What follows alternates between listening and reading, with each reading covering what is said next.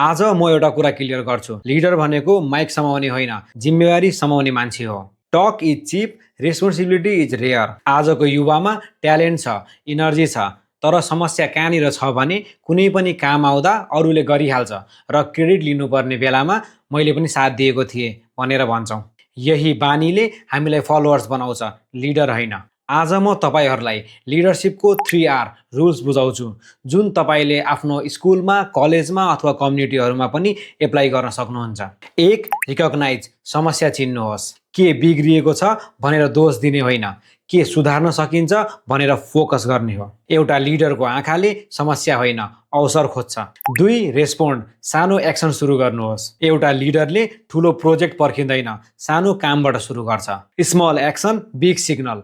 र 3. रिपिट, धेरै पटक गर्ने बानी बनाउनुहोस्। एकैपटक बोल्दैमा लिडर भइँदैन। Consistency create credibility. लिडर भनेको पपुलर हुनु होइन, भरोसा योग्य हुनु हो। लिडरसिप भनेको समस्या देख्दा कम्प्लेन गर्ने होइन, सोल्युसन सुरु गर्ने हो। तपाईँलाई थाहा भएको लिडरसिपको कुनै एक स्किल कमेन्टमा लेख्नुहोस्। नमस्कार, आफ्नो भोलि आज बनाऊ।